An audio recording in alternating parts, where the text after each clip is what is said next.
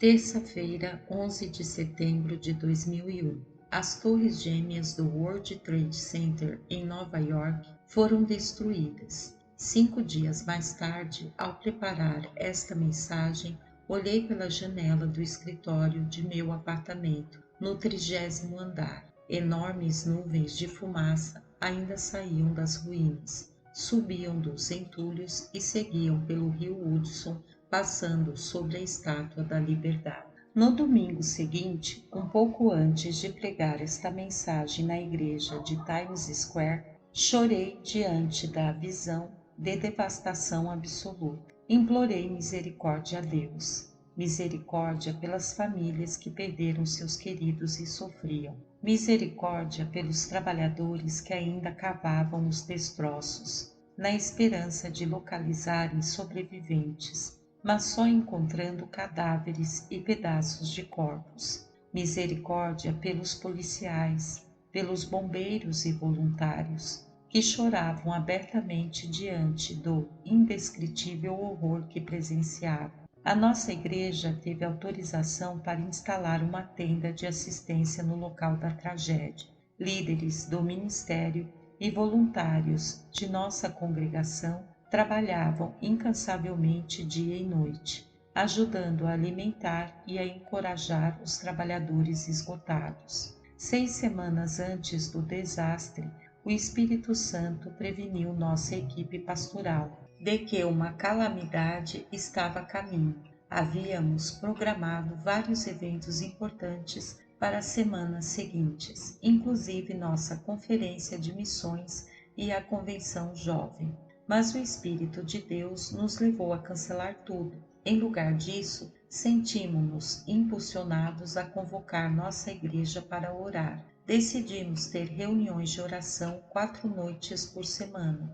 Desde o início, cada reunião era marcada por um silêncio aterrador que caía sobre o grupo. Sentávamos calados na presença do Senhor, geralmente sem nenhum ruído por até 1 hora, seguindo-se choro baixo e arrependimento pungente. Numa reunião tive de firmar os joelhos com as mãos, para evitar que tremessem diante da impressionante presença de Deus. Durante esta visitação do Senhor, o Espírito Santo revelou que havia uma razão para o pranto dos nossos corações. Estávamos sendo tocados desta maneira porque uma tragédia estava por vir. Uma grave calamidade se aproximava da nação, e apesar de não sabermos o que era, os nossos corações estavam sendo movidos para interceder a respeito disso. Então, de repente, a calamidade nos surpreendeu e alcançou não só a nossa cidade, mas também a capital do país. Um repórter de TV declarou: "Pense nisso. Os nossos 2 símbolos de poder e de prosperidade foram destruídos em 1 hora." Mal sabia ele que estava citando Apocalipse 18:10. Ai da grande cidade, Babilônia, a cidade forte. Numa só hora veio o teu juízo. Enquanto um policial de nossa igreja ajudava no local da tragédia, seus companheiros ficavam lhe perguntando: "Do que se trata tudo isso? O que está acontecendo?" Nessa hora, o país inteiro perguntava: onde está Deus nesses acontecimentos? Estamos certos em perguntar isso. Precisamos saber onde está Deus nesta calamidade, e para isso necessitamos confiar em Sua Santa Palavra unicamente. Ouvimos centenas de opiniões dos especialistas da mídia e dos políticos, mas a retórica deles começou a ficar a mesma, inexistente uma compreensão real quanto ao significado desta súbita destruição. Uma coisa posso lhe garantir: Deus não foi pego de surpresa. Ele conhece o pensamento de todo ser humano, inclusive de cada governante, ditador e terrorista. O Senhor monitora os movimentos de toda pessoa na humanidade inteira. Ele sabe quando nos assentamos e quando nos levantamos. E posso lhe dizer, uma coisa é certa: Deus está no controle de tudo. Nada sobre a face da terra acontece sem seu conhecimento, sua permissão e, às vezes, sua ação por detrás. Se você é cristão, sabe que Deus mandou uma mensagem para os Estados Unidos e para o mundo através desta tragédia. Ministros e teólogos por todo lado estão dizendo: Deus não tem nada a ver com esses desastres. Ele não iria permitir que uma coisa destas acontecesse. No entanto, nada poderia estar mais longe da verdade do que essas frases. Este tipo de raciocínio está levando o nosso país rapidamente a perder a mensagem que Deus deseja transmitir através dos acontecimentos. O fato é que precisamos receber uma palavra vinda de Deus. Tal como muitos pastores, eu chorei e sofri com a calamidade. Busquei o Senhor em oração e através da sua palavra. E quero lhe dizer que experimentei uma dor ainda mais profunda do que a vivida em meu pesar pela morte de pessoas inocentes. É uma dor que diz que se não compreendermos a mensagem de Deus, se ficarmos surdos àquilo que Ele está proclamando tão alto, então algo muito pior nos estará reservado. O profeta Isaías fala diretamente aquilo que acabamos de experimentar. Se você tem objeção a exemplos do Velho Testamento, atente para as palavras de Paulo quanto a isso. Tudo isto lhes aconteceu como exemplos, e estas coisas estão escritas para aviso nosso, para quem já são chegados os fins dos séculos. 1 Coríntios 10, versículo 11. Paulo deixa claro: os exemplos do Velho Testamento nos revelam exatamente como Deus se move em tempos como os nossos. Na época que Isaías profetizou, Deus tinha tratado Israel pacientemente por cerca de 250 anos. O Senhor tinha enviado aflições sobre o seu povo, chamando-o ao arrependimento. Ele estava tentando atraí-los, tirá-los da idolatria descarada e trazê-los de volta à sua bênção e favorecimento. Todos os profetas, ao longo dos anos, haviam levado a Israel basicamente a mesma palavra: humilhai-vos. As Escrituras dizem: serviram os ídolos. O Senhor advertiu a Israel e a Judá, por intermédio de todos os profetas e de todos os videntes: convertei-vos de vossos maus caminhos e guardai os meus mandamentos e os meus estatutos. 2 Reis 17, versículos 12 e 13. Mas a nação escolhida de Deus rejeitou seu chamado ao arrependimento, porém não deram ouvidos. Antes endureceram a sua cerviz. 2 Reis 17, versículo 14. E as pessoas zombaram dos profetas que os chamavam à humildade. Pelo contrário, seguiram a vaidade e se tornaram vãos. Deixaram todos os mandamentos do Senhor seu Deus e venderam-se para fazer o que era mal aos olhos do Senhor, pelo que o Senhor muito se indignou contra Israel. 17, versículos 15 ao 18. Deus enviou chamados de despertamento para Israel. O primeiro chamado vindo do Senhor para o despertamento de Israel veio numa invasão pela Assíria. Este arqui-inimigo atacou duas províncias israelenses, Zebulon e Naftali. Afortunadamente, o ataque foi limitado a estes dois pontos e o dano foi mínimo. Contudo, Deus estava falando claramente ao seu povo. A nação escolhida de Deus perdeu o senso de segurança. Ainda assim, deixaram de entender a mensagem que Deus transmitia. Israel então recebeu um segundo chamado para despertamento. Esse foi muito sério. Duas nações que as Escrituras chamam de inimigas de Israel, os sírios e os filisteus, juntaram forças para um súbito ataque. Segundo Isaías, este ataque veio pela frente e por detrás. Isaías 9, versículo 12. Isto significa que a invasão veio do leste e do oeste, cercando Israel, e o ataque repentino foi totalmente devastador. Agora chegamos ao coração da mensagem, e a pergunta que a maior parte dos americanos faz: onde Deus estava na hora da invasão súbita de sua terra escolhida? O que deve fazer o seu povo diante do desastre que lhe sobreveio? Isaías diz que Deus foi fiel em falar ao povo. O Senhor enviou uma palavra a Jacó e ela caiu em Israel. Israel 9, versículo 8. Deus falou claro e enviou a mensagem para o país inteiro. Amado, esse versículo nos diz algo muito importante nesses dias de devastação. Diz simplesmente: Deus sempre envia a sua palavra. Nunca na história o Senhor deixou seu povo sem pistas na hora da calamidade. Ele jamais nos abandonou ou forçou a descobrir as coisas por nós mesmos. Ele sempre fornece uma palavra para compreensão.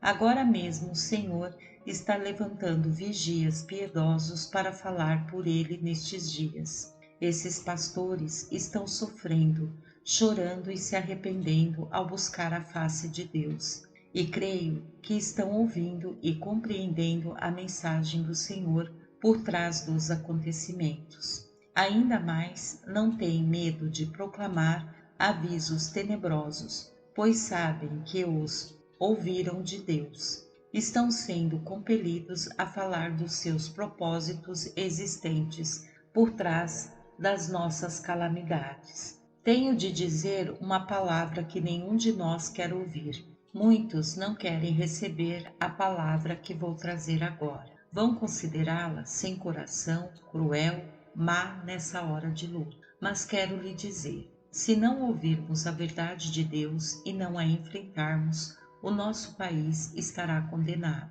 Eis a palavra que ouço de Deus nos dizendo nesta hora: o Senhor suscitará contra ele os adversários de Rezim e instigará os seus inimigos. Todavia este povo não se voltou para quem o feria, nem buscou o Senhor dos exércitos. Isaías 9, versículos 11 e 13. A Bíblia deixa muito claro: Deus usou nações inimigas para corrigir o seu povo. O Senhor utilizou estes inimigos como instrumento de advertência a Israel, convocando o país ao arrependimento. Ai da Assíria, a vara da minha ira, porque a minha indignação é como um bordão nas suas mãos. Envio-a contra uma nação hipócrita e contra o povo do meu furor lhe dou ordem, para que lhe roube a presa e lhe tome o despojo e o ponha para ser pisado aos pés, como a lama das ruas. 10 versículos 5 e 6.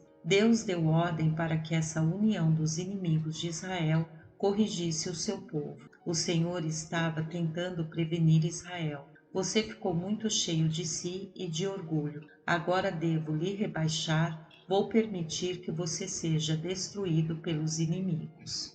A coalizão inimiga desferiu o ataque maciço, e subitamente os israelitas viram horrorizados os seus prédios começando a cair. Incêndios irromperam pelas cidades, pondo abaixo construções majestosas. Em pouco tempo, Israel estava em chamas e o povo de Deus começou a prantear. Os tijolos caíram, cortaram-se as figueiras bravas. Capítulo 9, versículo 10. Após testemunharmos os recentes desastres de Nova York e Washington, começamos a imaginar as emoções dos antigos israelitas. E contudo, Israel se arrependeu depois deste terrível ataque? Será que houve uma conscientização nacional de que Deus estava lhes mandando um aviso? Será que os governantes ouviram Deus falando através da terrível calamidade? Não. A reação de Israel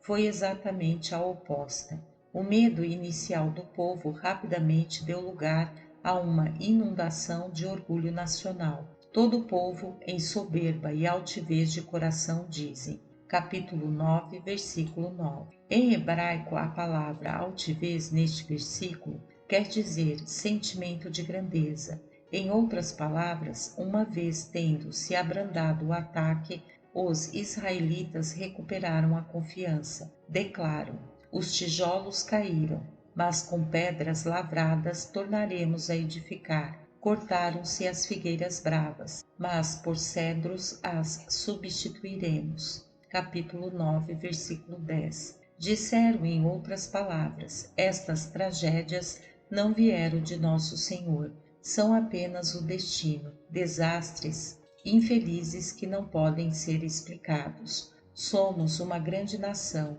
somos feitos de um povo cheio de orgulho, que não se curva, e vamos mostrar ao mundo que voltaremos. Vamos reedificar tudo maior e melhor. Onde antes usamos tijolos, usaremos pedras, e onde antes fizemos uma construção barata, agora usaremos material melhor. Somos um país abençoado por Deus e vamos sair desta tragédia mais forte do que nunca.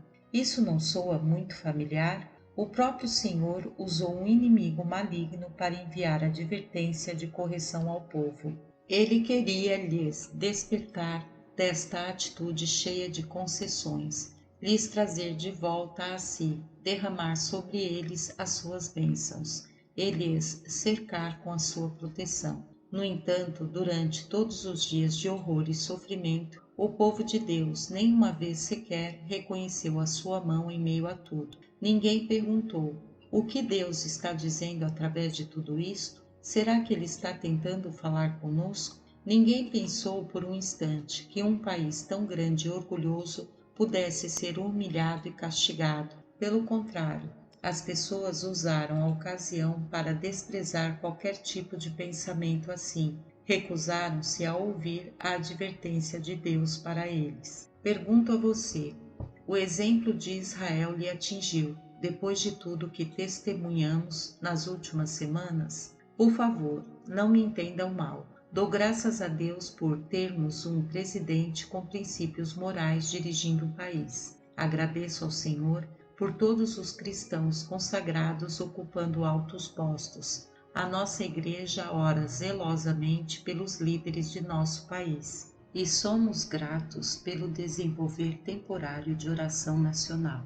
É encorajador ver as pessoas ficando sóbrias e começando a repensar seus estilos de vida. Contudo, mesmo assim, corremos o risco de não compreendermos a mensagem de Deus para nós. Pense nisso. Quando o Congresso pede um momento de silêncio, acreditamos ser arrependimento verdadeiro. Quando vemos os políticos cantando Deus salve a América, achamos que o nosso país retornou a Deus. Quando assistimos acontecimentos esportivos, observando um minuto de silêncio no intervalo, achamos que é uma experiência espiritual. Mas é só isso que vai sobrar de nossa recente tragédia? Será que as pessoas nos estádios irão se levantar em silêncio por um minuto e depois começar seu carnaval, estourar uma cerveja depois da outra e berrar que nem loucas pelo seu time? Como a maioria dos americanos, chorei ao ver senadores e líderes do governo sobre os degraus do Capitólio cantando Deus salve a América, fique conosco e nos guie. Porém, enquanto estava chorando, o Senhor me lembrou: muitos dos líderes que você está vendo cantar trabalharam para me abolir da sociedade americana. Estão até resolvidos a remover o meu nome dos livros de história da América e permitiram o assassinato de milhões de bebês através do aborto. Subitamente fui atingido pela hipocrisia total de tudo aquilo. Prestamos culto a Deus com os lábios, mas continuamos escorregando para a lama da imoralidade. Quando um país está sob correção divina, reage de duas maneiras possíveis. Uma nação que está sofrendo correção pode se humilhar e arrepender, como Nínive fez, ou pode servir a Deus com os lábios, mas depois se voltar para a própria força, a fim de ficar acima da correção. Haverá um grito conjunto declarando: temos força para suportar qualquer tragédia e a habilidade e a determinação para vencer qualquer problema. Somos, na verdade, uma grande nação. Sou tão patriota quanto qualquer americano e estou tão entusiasmado quanto qualquer outro pela união que a nossa nação está experimentando. Dou graça a Deus pelos heróicos esforços e pelos incríveis sacrifícios que vimos no rastro dos ataques terroristas. O mundo todo se admira com a bravura e o amor mostrados pelas pessoas em Nova York, Washington e por toda a América. Mas enfrentamos o mesmo perigo que Israel correu. Em nosso exaltado patriotismo, podemos facilmente deixar passar a mensagem de Deus para o nosso país. E neste instante estamos na mesma encruzilhada em que Israel esteve. E me pergunto, se tivéssemos vivido nos dias de Isaías, teríamos ouvido suas advertências proféticas ou ficaríamos surdos a elas? Tanto Jerusalém quanto a nação de Judá se recusaram a crer que poderiam ser derrubadas. Mesmo assim, Isaías profetizou: não faria igualmente a Jerusalém e aos seus ídolos, como fiz a Samaria e aos seus ídolos? Isaías 10:11. Deus estava dizendo em essência: julguei outras nações pela mesma idolatria que vocês estão praticando. Por que não haveria de julgar a vocês? O que os deixa isentos da minha lei? Por todos os Estados Unidos, as pessoas estão fazendo reuniões de oração e memória. Está correto, é honroso e totalmente bíblico se lembrar dos que morreram. Mas por que temos tanto medo de também convocar reuniões de oração e arrependimento? Neste instante, a maioria dos americanos está concentrada na lembrança e na vingança. Assim, onde está o chamamento nos Estados Unidos para a volta para Deus? Quanto à punição aos terroristas, Isaías se refere igualmente. Declara: havendo o Senhor acabado toda a sua obra no monte de Sião e em Jerusalém, então visitará o fruto do arrogante coração do rei da Assíria. Isaías 10, versículo 12. Realmente, quando parou de usar os assírios como vara da minha ira, ele os destruiu. Igualmente, Deus destruirá qualquer terrorista que atacar e assassinar gente inocente. Não vai demorar para que achem seu destino eterno no inferno. Eis a mensagem que eu, creio, Deus está trombeteando em nossas calamidades. Lá no fundo do meu espírito ouço o Senhor dizendo: eu lhes fiz prosperar acima das outras nações. Mesmo assim, durante anos vocês persistem na adoração de ídolos de ouro e prata. Tenho aguentado sua sensualidade vergonhosa, a zombaria do sagrado, o derramamento de sangue inocente, o seu esforço incansável para me remover da sociedade. Agora o seu tempo está acabando. Tenho-lhes mandado um profeta atrás do outro, vigia após vigia. Vocês têm sido avisados uma vez após outra. Contudo, mesmo assim vocês não querem abrir os olhos para seus caminhos perversos. Eu agora os feri, na esperança de lhes salvar. Desejo sarar a sua terra, destruir os seus inimigos, lhes trazer de volta a bênção. Mas vocês não têm olhos para ver isso. Se Deus não poupou as outras nações que desobedeceram suas leis, por que haveria de poupar os Estados Unidos? Ele nos julgará do mesmo jeito que julgou Sodoma, Roma, Grécia e todas as outras culturas que lhe viraram as costas. Atente ao que Deus falou através de Ezequiel: lançai de vós todas as vossas transgressões, e criai em vós um coração novo e um espírito novo. Por que razão morreríeis, ó casa de Israel? Pois não tenho prazer na morte de ninguém, diz o Senhor Deus. Arrependei-vos e vivei. Ezequiel 18, versículos 31 e 32. Para quem duvida que Deus sente a dor, eis uma prova positiva de sua grande compaixão. Ele também sente dor e tristeza pela morte. Ele nos diz nesta passagem: não tenho prazer em lhes ver sofrer e morrer. É por isso que agora estou pedindo: arrependam-se e vivam. Deus chora especialmente pelas calamidades que sobrevêm aos inocentes. Nestas últimas semanas, você pode ter certeza de que Jesus tem chorado pelas vítimas dos ataques terroristas. Disse que ele guarda as lágrimas dos santos. Na verdade, creio que muitas das lágrimas derramadas pelos cristãos são as lágrimas do próprio Deus, despertadas por seu Espírito em nós. Contudo, às vezes, a justiça e a retidão de Deus o levam a refrear a sua dor, e ele é forçado a fazer cumprir seu julgamento de justiça como último recurso. O maior exemplo disso é o sacrifício do seu Filho, Jesus. A justiça exigia que os pecados do mundo inteiro fossem lançados sobre um homem inocente, e que esse homem fosse condenado a morrer por todos.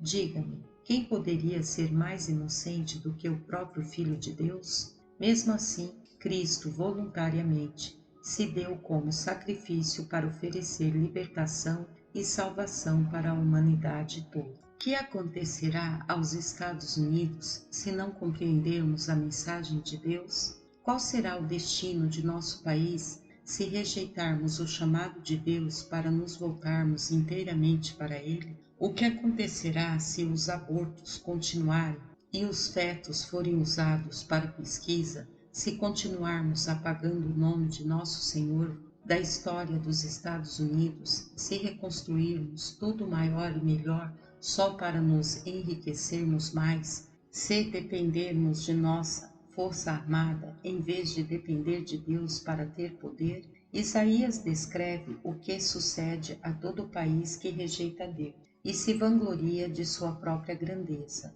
A impiedade lavra como um fogo, sobe ao alto em espessas nuvens de fumaça, por causa da ira do Senhor dos Exércitos. A terra será abrasada, e o povo será pasto do fogo. Ninguém poupará ao seu irmão. Se cortar do lado direito, ainda terá fome. Cada um comerá a carne de seu braço. Isaías 9, versículos 18 a 20. Incêndios devoradores subirão até os céus.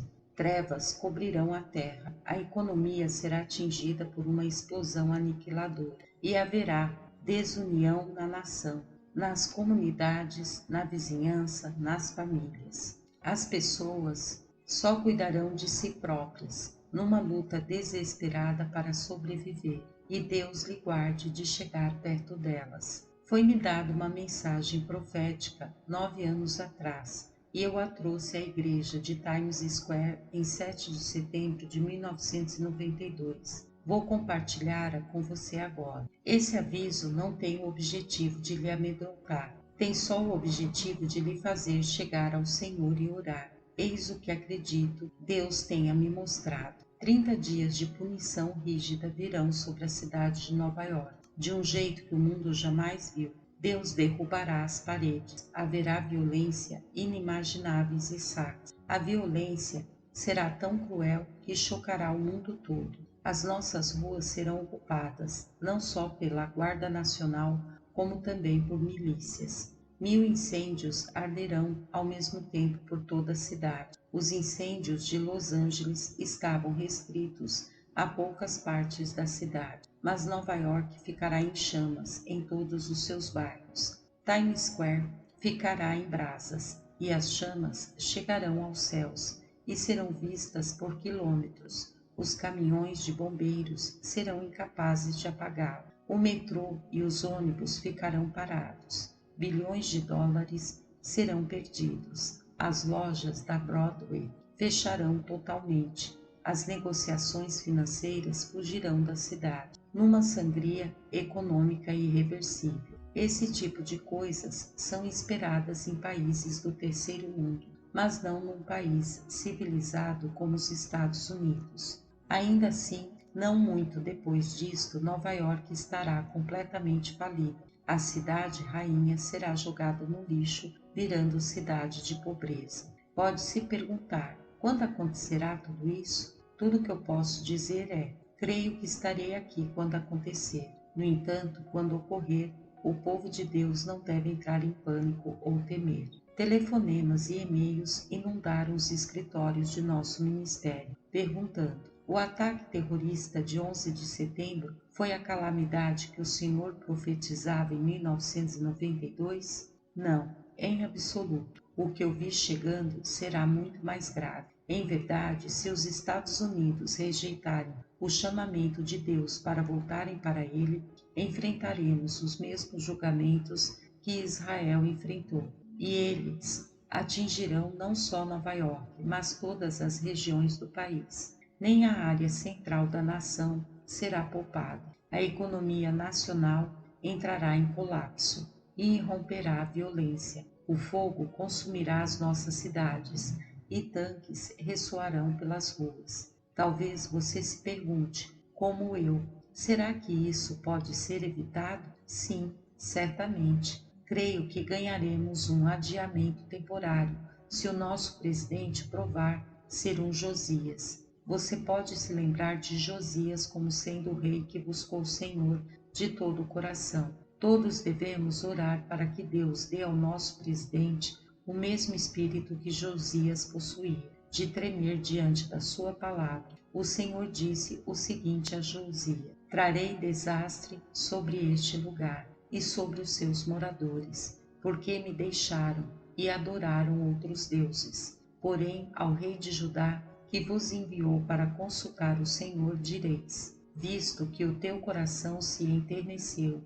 e te humilhaste perante o Senhor, quando ouviste o que falei contra este lugar e contra os seus moradores, que seriam para assolação e para maldição, também eu te ouvi, diz o Senhor, pelo que os teus olhos não verão todo o mal que hei de trazer sobre este lugar. 2 Reis 22, versículos 15 ao 20. Deus disse ao rei basicamente: enquanto estiver no poder, tremendo diante da minha palavra e dependendo de mim, você não verá os julgamentos que virão. Eles não acontecerão durante o seu reinado. Creio que a abertura de oportunidade para que respondamos a Deus seja breve. Todos devemos orar para que a nossa nação se arrependa e se volte para o Senhor, mas as nossas preces mais intensas devem ser para os nossos próprios corações. Senhor, permita que eu trema, não diante das tragédias, mas diante da Tua palavra. Quero ouvir a Tua voz em meio a tudo isso. Motive-me a voltar inteiramente para Ti. Amém. Graça e paz, irmão.